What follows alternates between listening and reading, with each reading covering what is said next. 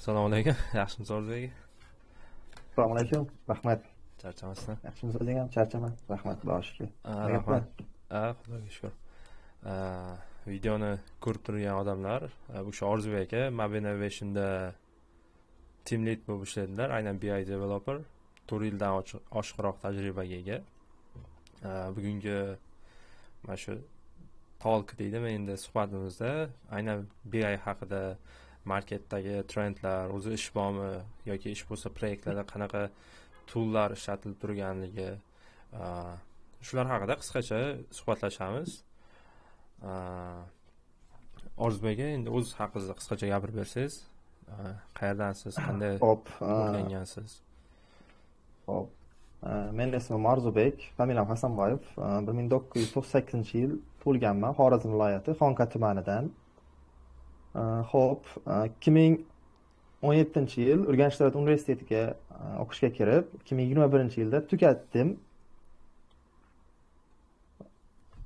Texnika fakulteti avtomobilsozlik bo'yicha tahsil oldim.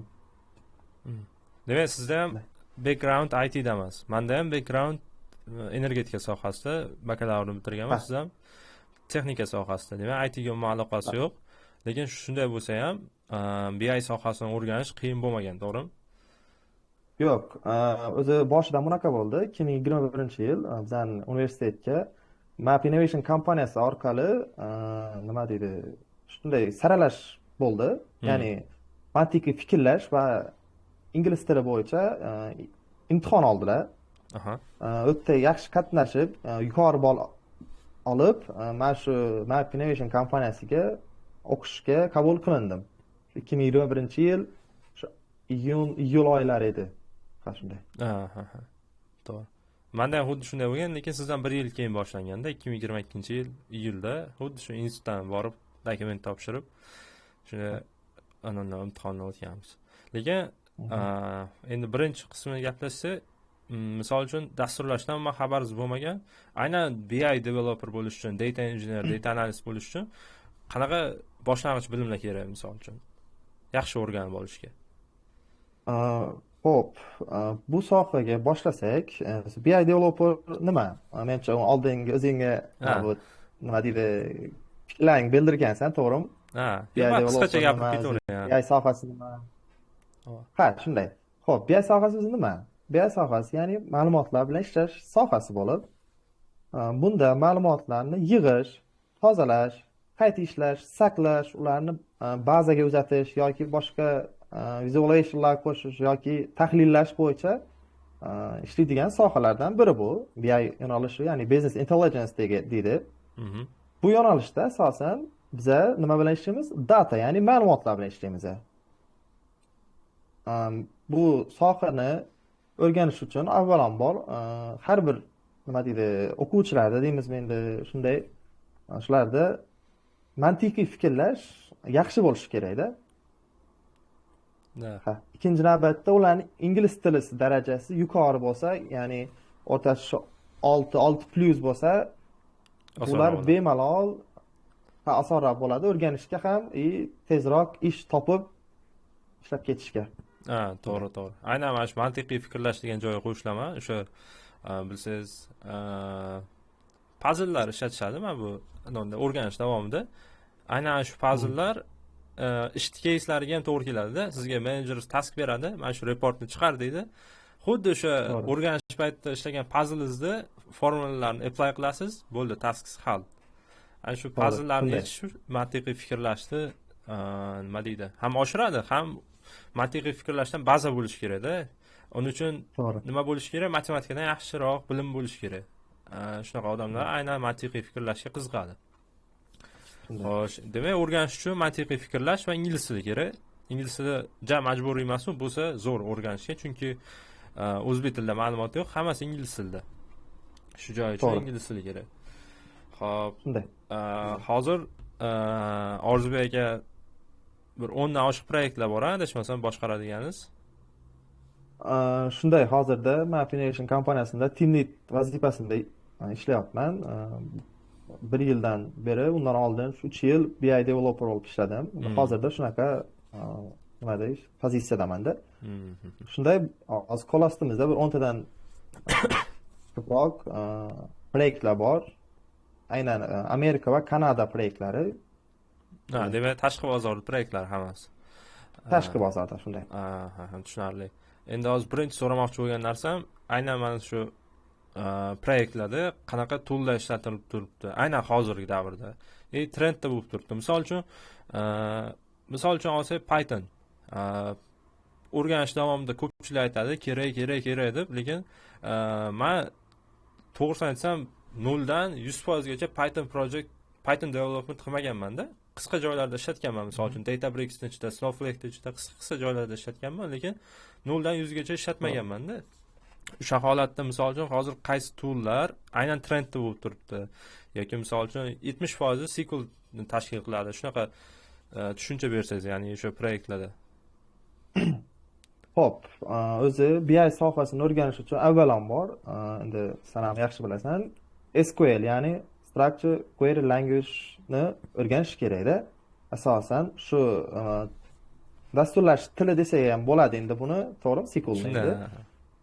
Bunday ma'lumotlarni nima qilish kerak? Kirizish, tahlillash va qo'shish, remove qilishlar bajariladi-da endi SQL bo'yicha. Asosiy bazaviy toolimiz SQL.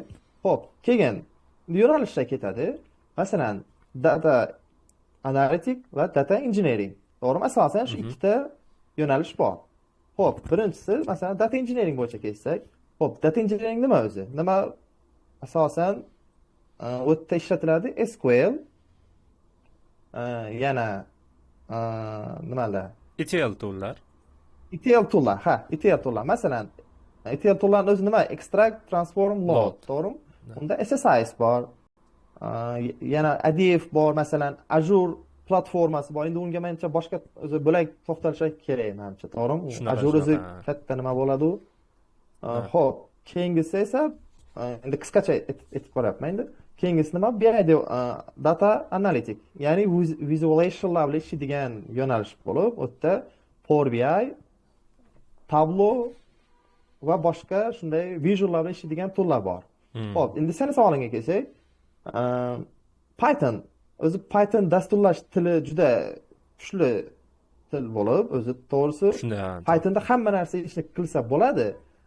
Lekin hozirda BI yo'nalishida u yerda faqat datalarni ko'p holatda endi jang 100% demayman, endi bir datalarni shu bir 60-70% da faqat u yoqdan bu yoqqa o'tirish uchun, ya'ni transform qilish uchun Python ishlatiladi. Lekin to'g'risi BI sohasida sal kamroq hozircha Python masalasi. To'g'ri. Hozir ko'p kurslarda shu data science deb o'qitilyapti. O'zi data science qiladigan shay endi bizning tushunchamiz bo'yicha umumiy olib qarasak, aynan chuqurroq tahlil qilishni, ma'lumotlarni deep learning, machine learning algoritmlar bilan tahlil qilish. Lekin ko'p data sciencelar qarasa, aynan BI developerlarning ishini qilib o'tiradi. Ya'ni ma'lumotlarni olib kelib, tozalab, o'sha vizuallashtirish, shular bilan shug'ullanib o'tiradi-da. Lekin data science shu chuqur tahlillarni qilish. Aynan shuning sababi hozir menimcha o'sha data engineer bilan data analistlar kamligi bo'lsa kerak, yo yetishmaganimi? Shu holatda ko'p profillarni ko'raman, data science deb yozib qo'yadi, lekin qarasam data cleaning shunaqa deb yozilgan bo'ladi-da. Anosiga qilgan ishlariga. Demak, ETL tool data engineer uchun kerak. Mana birinchi boshda SSIS o'rganib ishlatganmiz. Zo'r tool, faqat legacy tool, eski, bu xuddi .NET adablar kabi, nima deydi? Cloud emas-da. On-premise'lar uchun ishlaydigan. Lekin yaxshi tool. Uni ham hozirgi kunda ham foydalansa bo'ladi. On-premise'lar uchun zo'r ishlab beradi. Open source, teng bo'lib. Cloudga kelsa, misol uchun ADF yoki o'sha Azure platformalari yoki o'sha AWS dagi platformalar zo'r, lekin pul to'lashingiz kerak. Storage'lar menimcha on-premise'ga qaraganda arzon tushadi cloudda saqlash. Kecha ham aytdim, hozir menimcha ko'p proyektlar turi, siz ishlayotgan proyektlar ham data migration bo'lsa kerak, ya'ni o'sha on-premise'dan cloudga o'tkazish. Shunday, hozirda shunday, ko'pchilik shunday. Ko'pchiligi shunday, ha. O'sha on-premisda turgan datalarini cloudga o'tkazish, sistemani qurish. Menimcha ancha oldindan shunday bo'lgan bo'lsa kerak, chunki men boshlaganda ham aynan shunaqa turdagi proyektlarda boshlangan. Даже hozir ham, To'g'ri. hozir ishlab turgan proyektlar ham shu, data migration. Endi hop, Amerikada shunaqa ekan trendlar. O'zbekiston bozori haqida qanday anoningiz bor, fikringiz, yo hali nima deydi, O'zbekistondagi proyektlar bilan uncha ishlab ko'rmadingizmi? Xo'p, endi o'zimiz O'zbekiston proyektlariga kelsak, bizani O'zbekiston bozoriga ham shu yaqin 2 yillik, 1,5-2 yillikda bu BI sohasi keldi. Keldi. To'g'risi. Asosan shunday. Birinchi asosan hozirda O'zbekistonda biza bank O'zbekistonda shu joylashgan banklar bo'yicha proyektda hozirda bolalar ishlayapti. Asosan shunaqa bo'lyapti-da. Sabab endi xabarlarimiz bor. Bankda nima bo'ladi? Ko'proq ma'lumotlar almashuv bo'ladi. Ma'lumotlar sal boshqa nimalarga qaraganda ko'proq bo'ladi. Juda ko'p, juda ko'p. Shuning uchun O'zbekiston bozorida hozir asosan bank sistemasida bizani kompaniyamiz bitiruvchilari ishlab kelyaptilar. Va shuni ham ta'kidlash lozimki, bu sohani yangi va kerakligini bilib, hozirda shunaqa bo'lyapti. Map Innovation kompaniyasida bank sohasida 5, 6, 10 yillab ishlab kelayotgan uje ishchi xodimlar ham ishdan tashqari vaqtida borib akademiyamizda ta'lim olyaptilar.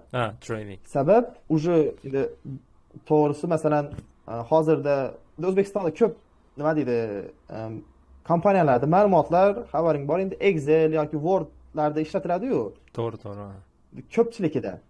Hozir lekin ular endi xabaring bor, ular limit, ya'ni chegaralangan va ishonchsizroq. To'g'rimi? Data xavfsizligi bo'yicha. Kompyuter, laptop. Ha, shunday. Kompyuter buzilib qolsa, masalan, data ketib qolishi mumkin yoki hakkerlar tomonidan buzib kirib ma'lumotlar o'g'irlanishi, mana shunaqa bo'lishi mumkin-da. Chunki ular hozirda shularni bilib turib, bizani Map Academy kompaniyamizga borib, ishdan tashqari vaqtida o'rganib, mana shu BI sohasini chuqurlashib o'rganib kelyaptilar. Boshladilar, ha. Sabab bu yo'nalish uchun kelajak yo'nalishida bu. To'g'ri. Yo, men ham ko'rganim asosan o'zi BI sohasini o'zi asosan kattaroq kompaniyalarga qo'llash kerak-da. Kichkina bizneslarga, kichkina anolar o'zi yetib ortadi. Mana CRM tizimlari, shunga o'xshagan tizimlar yo kichkina veb-sayt platformalar yetib ortadi. Ammo bu aytganingizdek katta tizimlar, banklar, juda ham millionlab ma'lumotlar aylanadigan, misol uchun kompaniya, Korzinka misol uchun kunida millionlab ma'lumot aylantiradi. Aynan shu kompaniyalarda hozir vakansiyalarga ham qaradim. O'sha Korzingada turibdi, Click, PayMe, aynan mana shu katta ma'lumotlarni boshqaradigan kompaniyalar BI ni qo'llab turibdi deganda, o'zimdagi keyslarda ham. Tak, shunaqa. Endi nimalar haqida? Misol uchun hozir ishlarda eng ko'p problema nimada bo'ladi? Misol uchun yomon ma'lumot kelib qolishidami yoki storage'dami, yo misol uchun noto'g'ri ma'lumotlar chiqib kelishda yoki kod yozishdagi xatoliklardan qanday holatda juda ham ko'p xatoliklarga duch kelyapsiz mana shu proyektlarda hozir? Xo'p, endi hozirda proyektlarda endi hammasida har xil problema bo'ladi. To'g'ri. Ko'pchiligida shu aytgandek ma'lumotlar xato ko'rinishda kelyapti. Masalan, nima deydi? Vaqtlari, ya'ni time deymiz, endi vaqt bo'yicha masalan xato ma'lumot kelib ketishi mumkin. Soat nimalarda chalkashliklar bo'lishi mumkin. Yana nima desa bo'ladi? Shu asosan bad data bo'lib kelyapti-da. Men o'zim to'g'ri. Pipelinelar ham fail bo'ladi, qarasam source site deydi. Ya'ni source site'da problema bor deydi. Faylida yo bo'lmasa nimasidadir problema bo'lgan. Endi lekin hozir sun'iy intellektni ishlatib turibmiz-ku. Shunaqa narsani o'ylayapman endi hozir o'zimcha qanchalik o'xshaydi bilmadim. Misol uchun Hop. ma'lumot kelsa, hatto ma'lumot kelib qoldi, lekin sun'iy intellektda o'sha mavzu bo'yicha o'zini bilimi bor qanchalik darajada. Misol uchun bank sohasi bo'yicha bir narsa xato ketdi, sun'iy intellektga o'sha ma'lumotni jo'natib, mana shu joyda nima ma'lumot qanaqa bo'lishi kerak, yo bo'lmasa kimdir ismini misol uchun Shamsiddin Hamidov emas, qanaqadir o'rtasiga boshqa harflar qo'shilib qoldi, misol uchunda. Sun'iy intellektda o'zbek ismlar qanday bo'lishi haqida ma'lumot bor-ku. Sun'iy intellektga ma'lumot jo'natib, undan to'g'ri ma'lumotni qaytarib olib, shularni kollaboratsiya qilib qanaqadir ishlar qilishni ham o'ylayapman-da. Menimcha bemalol apply qilsa bo'ladi o'sha o'zimiz ishlatadigan pipeline-larga, boshqa package-larga. Shu sun'iy intellektdan foydalanib to'g'ri qilsa bo'ladi, menimcha. To'g'ri, bu o'zi sun'iy intellekt deganga ham bir to'xtalib o'tish kerak-da bu narsa. Shunday. Bu juda katta resurs, to'g'risini aytsam, xabaring bor. O'sha ChatGPT yoki DeepSeek nima shu AI chiqqandan keyin xabaring bo'lsa, ko'p sohalarda o'sha ishsizlik darajasi, ya'ni employee rate juda oshib ketdi, to'g'rimi? Shunday, to'g'ri. Masalan, nima desak bo'ladi? Endi hozirda o'zimizda, ya'ni odamlarning fikrida bitta nima bor? IT faqat backend, frontend. Faqat mana bu Google'da sheet taxlash va boshqasi shunaqaroq degan gaplar chiqib ketdi. Odamlar biladi-da endi shuni, ko'pincha ko'p nimalar. Yoshi kattaroq, mana shu 30-40 yoshlar atrofidagilar. Lekin endi meni shaxsiy fikrim bu. Mana bu ChatGPT, ya'ni mana shu sun'iy intellekt chiqqandan keyin mana shu baribir backend, frontend degan yo'nalishlar juda pasayib qoladi-da, ish to'g'risi. To'g'ri. Sabab AI ni o'zi juda yaxshi, sifatli va tezda mana shu nima ishlarni qilib beryapti. To'g'rimi? Nima deysan? To'g'ri. Endi menimcha shu sun'iy intellekt AI misol uchun dasturchilarning sonini kamaytirsa kerak. Misol uchun 10 ta frontendchi emas, 2 ta frontendchi AI dan foydalanib o'sha ishni qilib qo'yaveradi-da. Asosan frontendda misol uchun yana bitta narsa farqi, frontendda bilan bizani BI sohasining farqi, frontendda mana shuncha kod yozilsa bir narsani chiqarish uchun, bizda mana bunchagina kod yoziladi, lekin anosi nima deydi, valuable narsa bo'ladi. Shunday, performance yaxshi bo'ladi. To'g'ri, valuable bo'ladi. Nima desam? To'g'ri. Aynan bitta masala yechiladi-da, xuddi matematikada bir masala yechganda, bu yoqda ham bitta business case yechiladi. Qiymati juda ham oshib ketadi-da. Shuning uchun sun'iy intellektlarni menimcha o'rganish kerak. Nimadan boshlash kerak? Hozir o'zim ham boshladim. Aynan o'sha tayyor modellar bor, LLMlar, o'sha large language modellar. O'shalar API'larini olib, qanaqadir eksperimentlar qilib, data jo'natib, datani qaytarib, mana shunday o'rganish kerak-da, xullas. Baribir hozir o'zimizda mana shu BI'da uncha ko'p qo'llanilmasa ham, lekin menimcha 2-3 yilga ham bormasa kerak, 1 yildan keyin normalniy AI kirib keladi. O'zim Fabric Microsoft Fabric men hali ishlatib ko'rmadim-da uncha ko'p, lekin siz ishlatgan bo'lsangiz kerak, o'sha Power BI qismini. Ana deydi. Dashi formula ham yozmayapsiz, adashmasam hozir. Shunday aytasiz, mana shuni qilib berdim. O'zi yozib beryapti. To'g'ri. Shu. O'zi mana bu Microsoft Fabric degan narsa o'zi xabaring bo'lsa yaqinda chiqdi u. To'g'risi, endi shu bir yilcha bo'lib qoldimi menimcha? Bo'lib qoldi. Bu Microsoft Fabric degan narsa juda yaxshi narsa ekan, to'g'risi. AI bilan ishlaydiganmi? Shunaqaroq bu. Shunday. Bu tipa nima deymiz? Gold Bridge da bu. Gold Bridge deydi. Masalan, endi sal nima qilamiz? Masalan, Turkiyada Gold Bridge bor-ku, oltin ko'prik. To'g'ri. Fabrikni ham tipa shunaqa desa bo'ladi-da, sabab fabrik orqali nima deydi? Toollarni, ya'ni datalarni transform qilish uchun, ularni vizuallarni taqqlash uchun juda yaxshi, tez, ansat o'zi by default nima deydi? Kodlarni beryapti-da u narsa fabrik. To'g'risi.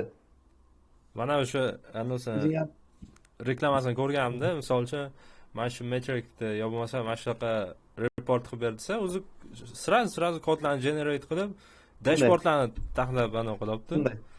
Zo'r. Shunday. To'g'ri. Shunday ber desang, senga bir 10-15 ta example beradi. Keyin shunda bittasini tanlaysan, keyin shuni yaxshi yanada performansni oshirib, vizuallarni yaxshilashib nima qilib beradi-da. Fabrik juda katta narsa ekan, to'g'risi. Yaqinda bir bizlarda ham shunday seminar bo'ldi. Endi sen xabaring bo'lmadimi menimcha u tarafdan.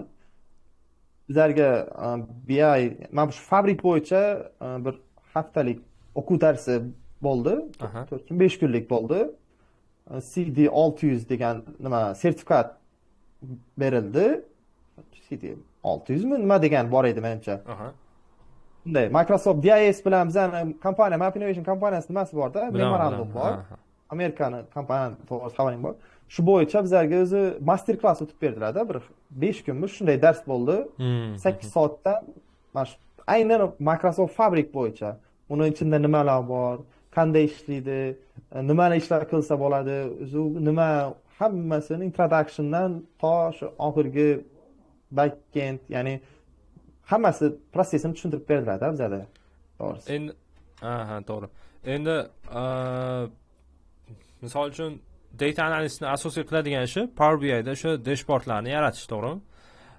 Misol uchun tasavvur qiling, AI 1 yil ichida polni Power BI'ga ham boshqa visualization toollarga ham o'tirdida, siz aytasiz, mana shu dashbordni create qildingiz, srazu siz misol uchun 3 kunda qiladigan dashbordingizni 10 sekundda qilib berdi. Nima deb o'ylaysiz? Mana shu data analistlarga bo'lgan talab qanchalik tushib ketmaydimi keyin? Yaxshi savol oldi, lekin shu yerda to'g'risi. Endi ko'p ta'sir qilishi kerak.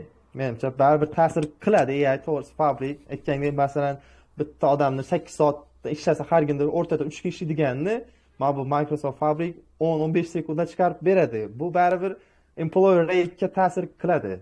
Menimcha nima qilish kerak ehtimol bilan. Men o'ylashim bo'yicha, o'zim shaxsiy fikrlarim, mana shu data analistlar ko'proq endi sistema yaratishni o'rganish kerak menimcha. Aynan data engineerga ko'proq yaqinlashish kerak deb o'ylayman-da. Misol uchun data modellar yaratib yoki o'sha database structurelar bor, data mart degan tushunchalar bor. Ko'proq menimcha shu coding tomonga yaqinlashsa, yana ham full stack bo'ladimi endi? Chunki uni o'ylab qarasa, haqiqatan mana bu nima desa, backend yo'nalishini data engineering desa, data analyst yo'nalishini xuddi o'zimizda front-endga aniqsa bo'ladi-da. To'g'ri. To'g'ri aytyapsan. Shunday. Endi masalan, data analitik nima qilish kerak? Kutib o'tirmash kerak-da u datani. Qachon mana bu data engineering datani menga taxlab bersin, keyin men visualni taxlayman deb o'tirsa bo'lmaydi-da. Asosiy menimcha endi bir 60-70% shu data engineeringga bog'liq deb o'ylayman-da men, to'g'risi. Ko'p vaziyatda. To'g'ri, endi data analytikni visuallari ko'rinib, asosan oxirida finish qismida shu ko'rinadi endi, nima deydi, klientni ko'ziga. Lekin asosan bu yerda orqa tarafda data, ya'ni metadata, nima deydi, datani orqasidagi datani mana shu metadata уже data qismida, уже data processing qismida уже data engineeringlar ishlaydi. Xullas, qora mehnatni qiladiganlar data engineerlarda, unday qarasa. Shunday, lekin oxirida analitiklar ko'zga ko'rinadi-da, ular visual taxlab hammasini chiroyli qilib, visuallar bilan qilsa, keyin gruppada 2 ga bo'linib o'qiganmiz-da, yarimimizga data analistlar o'qitilgan, yarimimizga data engineering. Data analistlar shunday dashbordlarni qilgan payti biza aniqlardikda, nima deydi endi? Hasad kelmaydi-yu, ish qilib qiziqardi odam. Bularda ham chiroyli rezultatlar bo'lib turibdi, bizada ham C# kod yozilgan, anavisi yo'q, qizig'i yo'q, shunaqa bo'lardi-da. Lekin keyinchalik o'ylab qarasa, data engineering haqiqatan o'sha eng muhim ishlarni qilib beradigan ekan. Keyin men tushunishim bo'yicha data analistlarga nisbatan data engineeringda ko'proq o'sha fikrlash, coding anosini yaxshi tushunib yetish ko'proq talab qilinadi. Shu joylarni ham o'sha hisobga olish kerak. Aynan qaysini o'rganishni boshlashdan oldin. To'g'ri. Shu BI mana bu data analytik qismida shu asosan nima bo'lishi kerak? Fantaziya sal kuchliroq bo'lsa, masalan, qaysi tarafga masalan pie chart yoki bar chart mana shunday vizuallarni turlarini qo'yib, bir chiroyli qilib, uni klientga yaxshi yetirib bersa bo'ldi-da u. Data engineerniki lekin aytgandek sal boshqacharoq bo'ladi. U yerda kod bilan ko'p ishlaydi-da u yerda ular. Keyin yana bitta savol. Mana shu BI injenerlar biznesdagi case'ni tushunishi, ya'ni biznesni qanday ishlashini tushunishi, nima ma'lumotni ustida ishlaydiganini tushunishi, misol uchun bank ma'lumotlari bo'lsa, iqtisoddan xabar bo'lishi qanchalik kerak deb o'ylaysiz? Xo'p, to'g'ri savol bo'ldi. Shu yerda endi bu masalan bank sohasida ishlayajak bo'lsa, u bank sistemasi, ya'ni marketing yoki oldi sotdi pul masalalar bo'yicha ma'lumotga ega bo'lsa, unga u plyus bo'ladi-da. Endi nima deydi, yaxshi tezda ishni handle, ya'ni tushunib, uni yechishga yaxshi imkoniyat beradi, u plyus bo'ladi. Endi lekin bir tarafi bor-da, masalan, endi faqat bank sohasi emas, masalan, Amerikada hozir dentist, ya'ni healthcare sohalari bor, to'g'rimi? Xabaring bo'lsa, endi shu yerda ular ham ma'lumotlar yaxshi aylanadi-da, Amerikada, Kanadada, nimaga desa, dentist nimalari, bo'limlari juda ko'p. Keyin asosiy bazasi bo'ladi. Ularning asosiy main ofis bo'ladi, shu yerda asosiy direktori yoki zam direktor nimalari bo'lsa, CEO'lari ular ko'rib o'tirish uchun datalarni yig'nash kerak-ku. Lekin hozir healthcare sohasida ma'lumotga ega odam, lekin men bu BI sohasini qilishini men to'g'risi. To'g'ri, qila olmaydi, lekin men aytmoqchi bo'lganim aynan o'sha ishlab turgan sohasida ozroq baribir bilimga ega bo'lish kerak deb. Yo'q, shunday bo'lsa plyus bo'ladi, to'g'ri. Zo'r bo'ladi. Tezda nima qilib ketadi ishni. To'g'ri, menda ana bo'lgan nima deydi? Aynan qanaqa aytilishini bilmadim, buxgalter deydimi, endi shunaqalar bilan shu yaqinroq ishlaganman. Ular formula beradi. Misol uchun, mana bu ustunni deydi, mana shu formula bilan hisobla deydi. Ular Excelda qilgan formulasi, endi shuni misol uchun SQL ga yo Pythonga ko'chirish kerak. Keyin o'sha vaqtda tushunish qiyin bo'lganda, o'zi buni nima ko'lam, nima uchun bunday hisoblanyapti.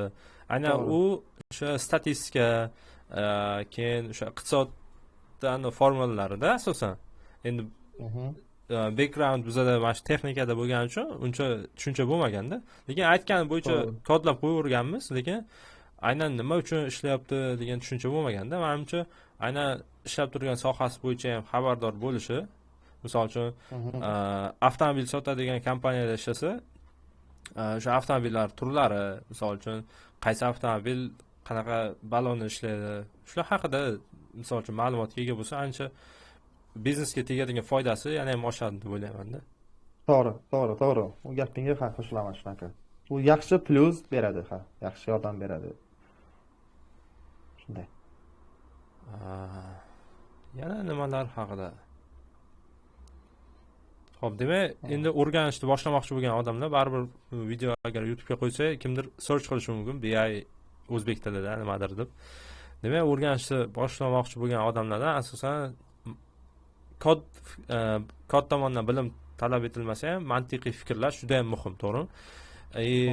Kod qismini o'rganish uncha ham qiyin emas. SQL syntax juda ham qulay, oson, tez o'rganib olsa bo'ladi. Maksimum misol uchun 20 ta narsa bor o'rganadigan.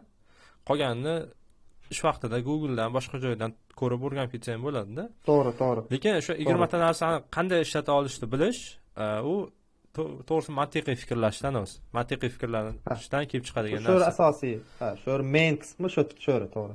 Chunki o'rganguncha ham aytganlar, misol uchun bitta narsani sintaksini eslab qola olmaysan, misol uchun date add degan funksionni sintaksini eslab qola olmaysan, lekin nima ish qilishini eslab qolgan. Date add misol uchun kun yoki yil qo'shib beradi bitta vaqtga deb, shuni miyangga eslab qolsang, sintaksni Googledan kirib ko'raverasan deb shunaqa o'rgatishganda. To'g'ri. Shu yerda hozir bitta nima qilib ketding? Google temasini ochib ketding. Mana bu endi Google temasiga ham menimcha ozgina to'xtalmasak bo'lmas. To'g'ri, endi biz AI ni gaplashib o'tdik endi sun'iy intellekt bo'yicha, lekin endi Google ham bilasan juda katta nima deydi, ilm, nima deydi, data nimasida searching bo'yicha bilasan u juda katta ob'yom shunday ma'lumotlar o'tdi. o'sha aynan nechinchi yil chiqqan bilmayman, endi chiqqan vaqtlari Google'da search qiladigan odamlar yaxshi performans ko'rsatganda ishda. Endi mana shu narsa endi AI ga o'zgaryapti-da, asta-asta borib. AI ni yaxshi ishlatadigan odamlar yaxshi performans ko'rsatyapti ishida ham, boshqa joyda ham. Duboy sohada aynan PI dan demoqchi emasman. Xohlagan sohasida. Shunday. Shu aytganimizda shunda endi aytgandek nima qanday qilib o'rganishni boshlash kerak, qanday qilib o'rganish kerak desang, masalan, shunda birinchi navbatda mantiqiy fikrlash, keyin matematika taraflama, keyin shu iloji boricha ingliz tili va shu Google skill deymi, nima deydi? Searching skill ham endi u bora yaxshilashib boradi, to'g'ri. Lekin unga ham e'tibor bersalar juda yaxshi bo'ladi, to'g'risi. Muammolarni hal qilishda o'rganish kerak-da, qisqacha qilib aytganda. Tezda hal qilish. Shu. Menimcha Zoomni vaqti ham yaqinlashib qoldi ancha. Bu video endi ko'rgan odamlarga menimcha manfaatli bo'lgan bo'lsa kerak. Yana ham hozir subscribe olib shu YouTube'ga joylashtiramiz va boshqa joyga. To'g'ri, shu yerda shunda bitta bir reklamacha qilib olamiz, agar rozi bo'lsang. Bemalol. Xo'p, bizning kompaniyamiz Mapination kompaniyasi haqida bir ozgina nima qilib o'taylik hozir. Bizning kompaniyamiz endi qiziquvchilarga nisbatan aytiladi. Toshkent shahrida joylashgan bo'lib, O'zbekistonga birinchi BI sohasini olib kelgan kompaniyalardan biri, o'zi birinchisi desak bo'ladi. Hozir bizning kompaniya Microsoft BIS kompaniyasi bilan nimasi bor, shartnomasi bo'lib, Toshkentda data engineering va data analytic bo'yicha bolalarni o'qitib, ta'lim berib boryapti. Agar qiziquvchilar bo'lsa, shu yerga borib, murojaat qilib o'rgansalar, bizlarga yaxshi bo'lardi. 100%. Nomerlari shu Instagram va YouTube'da, Telegramda shu Map Innovation yoki Map Academy deb yozsa, ko'rinadi. To'g'ri. Yo, zo'r, men ham tavsiya qilaman. O'zim ham shu yerda o'rganganman, bilasiz, birga ishlaganmiz. To'g'ri. Shunday. Zo'r, haqiqatdan. Mayli, agar Orzubek aka, Zoomni vaqti tugab qoldi-ancha. Rahmat kattaga vaqtingiz uchun. Sog' bo'ling. Rahmat, sog' bo'ling. Salomat bo'ling. Rahmat, sizga ham bemalol chatdamiz. Omad ishlarga. Sog' bo'ling Orzubek aka. Rahmat, xo'p. Xo'p.